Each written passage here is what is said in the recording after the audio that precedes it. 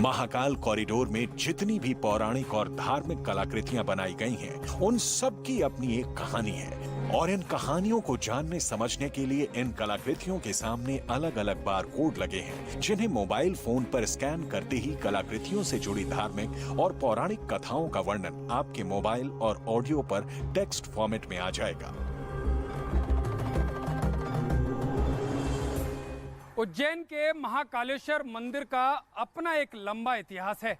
ये विश्व का एकमात्र ऐसा मंदिर है जहां पर भस्म आरती होती है और भस्म आरती का देखना, जो उसका अनुभव है, वो भी अपने आप में एक अलग ही उसकी विशेषता है। जहां तक इस कॉरिडोर की बात है, इस कॉरिडोर को बनाने में जहां खास मटेरियल यूज किया गया है, वहीं बेहद जो तकनीकी स्तर है उस पर जो आर्किटेक्ट का प्रयोग किया गया, वो उसकी जो कला है वो भी देखने लायक है। जो कॉरिडोर है करीब 1 किलोमीटर लंबा है और इस 1 किलोमीटर ये जूस और आइसक्रीम शॉप चलाते हैं और हर महीने 3 लाख तक कमाते हैं। आपको शुरू करना है, इनसे सीखना है तो फ्रीडम ऐप को अभी डाउनलोड कीजिए। के एरिया में जो भगवान शिव की जो 192 से ज्यादा मूर्तियां इसमें लगाई गई हैं और इन मूर्तियों को बनाने में राजस्थान और उड़ीसा के जो शिल्पकार हैं, जो कारीगर हैं, वो दिन रात एक किए गए थे। और सबसे खासियत, जो मेरे पीछे आप जो खंबे देख रहे हैं, 108 ऐसे खंबे यहाँ पर बनाए गए हैं, जो स्तंभ हैं,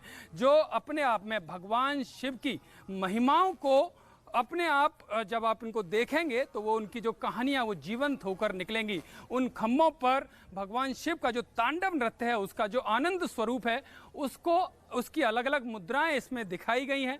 भगवान शिव के जीवन से जुड़ी हुई जो भित्तियां इस पर उकेरी गई हैं और 108 खंबे इस बात के लिए भी मायने रखते हैं, क्योंकि जो सनातन धर्म है उसमें 108 जो मालाओं के जो मनके होते हैं, उनकी संख्या भी 108 होती है और जब उनको गिना जाता है, जो एक पूजा पद्धति है, वो भी 108 बार उसका जप करना होता है। ये आप जो सामने देख रहे हैं वो समुद्र मंथन, यानी कि भगवान शिव से जुड़ी हुई जो सुनी और अनसुनी जो गाथाएं, जो हमने कुछ सुनी है, कुछ अनसुनी है, जो ज्ञान को वर्धन करने का काम करेंगे। इस तरह से उन मूर्तियों को यहाँ पर बनाया गया है, स्टैच्यू बनाए गए हैं और बड़े विशाल स्तर पर बनाए गए हैं। जो भगवान शंकर को जो नीलकंठ कहा जाता था, तो वो क्यों है उसके बारे में जानकारी है। बारकोड, सबसे बड़ी बात, जो भी स्टैच्यू यहाँ पर भगवान शंकर को लेकर बनाए गए हैं, उनका बारकोड उस पर है, जो आप स्कैन करेंगे तो सब कुछ वहाँ पर मिलेगा। और ये रुद्र सागर, जो अपने आप में सप्त सागरों में से एक रुद्र सागर, जिसका जलाभिषेक, जो तीर्थ कोटि कुंड है भगवान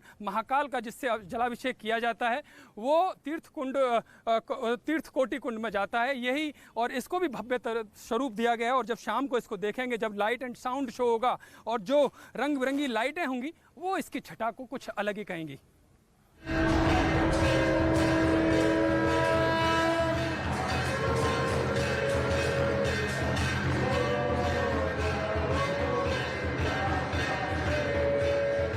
न पुण्यम न पापम न सौख्यम, न दुखम न मंत्र, न तीर्थ न वेदो न यज्ञ, अहम भोजनम नैव भोज्यम न भोक्ता, चिदानंद रूप शिवों शिवों।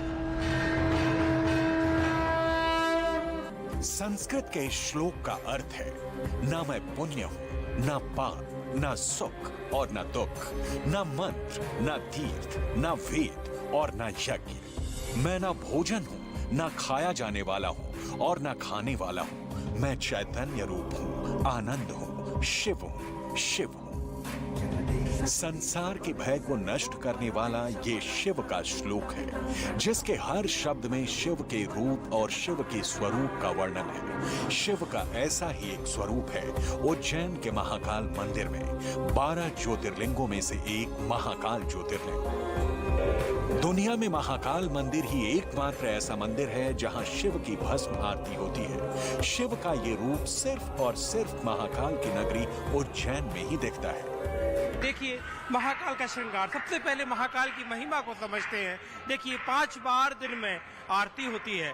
5 बार जब आरती होती है तो 5 बार ही महाकाल का अनोखा नया खास श्रृंगार होता है। महाकाल के श्रृंगार को देखिए, कितनी तल्लीनता से महाकाल का श्रृंगार महाकाल के इस मंदिर में किया जाता है। महाकाल के गर्भगृह में ये न्यूज 18 इंडिया आपको दिखा रहा है महाकाल का श्रृंगार, क्योंकि ये श्रृंगार होने के बाद भोग लगाया जाएगा। भोग लगाने के बाद जो सुबह सुबह की आरती होगी, जिसमें बड़ी तादाद में मतलब दूसरे प्रदेशों से भी लोग आते हैं। उज्जैन के जो रहने वाले स्थानीय लोग हैं वो रोज आकर इस आरती में भाग लेते हैं। पौराणिक मान्यता है कि दूषण नामक असुर से मानव जाति की रक्षा के लिए ही महाकाल प्रकट हुए थे। असुर के वध के बाद भक्तों की प्रार्थना पर शिव ज्योतिर्लिंग के रूप में उज्जैन की नगरी में विराजमान हुए और तब से उज्जैन में महाकाल की पूजा होती आ रही है।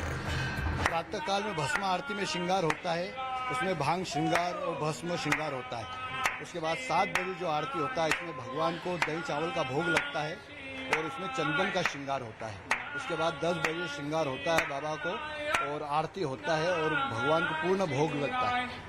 और शाम को 5 बजे श्रृंगार होता है, उसमें कई किसी जजमान का रहता है तो भांग का श्रृंगार होता है, मावे का होता है, चंदन का होता है, जैसी जजमान की श्रद्धा रहती है। जिन्हें चंदन का तो डेली होता है। प्रधानमंत्री नरेंद्र मोदी महाकाल कॉरिडोर का लोकार्पण अमृत सिद्धि योग में करेंगे 11 अक्टूबर यानी मंगलवार की शाम 6:30 बजे। अश्विनी नक्षत्र का विशेष योग बन रहा है। इससे पहले पीएम मोदी ने यूपी में काशी विश्वनाथ कॉरिडोर का लोकार्पण रेवती नक्षत्र में किया था। अयोध्या में राम मंदिर का भूमि पूजन भी अभिजीत मुहूर्त में हुआ था। वैसे क्षेत्रफल की बात करें तो उज्जैन का महाकाल कॉरिडोर काशी कॉरिडोर से करीब 4 गुना बड़ा है। उज्जैन का महाकाल कॉरिडोर 20.23 हेक्टेयर में फैला है, जबकि काशी का कॉरिडोर 5 हेक्टेयर में बना है। उज्जैन के महाकाल कॉरिडोर की लंबाई 900 मीटर है, जबकि काशी कॉरिडोर की लंबाई 300 मीटर है। उज्जैन महाकाल कॉरिडोर को बनाने में अनुमानित लागत 750 करोड़ की है, जबकि काशी कॉरिडोर 800 करोड़ की लागत से तैयार हुआ है। महाकाल कॉरिडोर का जुड़ाव शिप्रा नदी से हुआ है, जबकि काशी के कॉरिडोर का जुड़ाव गंगा नदी से हुआ है। शिव गाथा ही शिव के इस महाकाल कॉरिडोर की खासियत है। और यहाँ जब तक आप रहते हैं, जहाँ आप नजर डालते हैं, हर जगह शिव ही शिव नजर आते हैं, अलग अलग रूप में। बीते 3 साल से राज्य सरकार महाकाल कॉरिडोर के इस विशाल प्रोजेक्ट के लिए काम कर रही थी। अब जाकर पहला चरण पूरा हुआ और अब दूसरे चरण में यानी 325 करोड़ रुपए पहले चरण पर खर्च हुए और दूसरे चरण पूरे 750 करोड़ के प्रोजेक्ट को पूरा करने में आने वाले 2 साल और लगेंगे।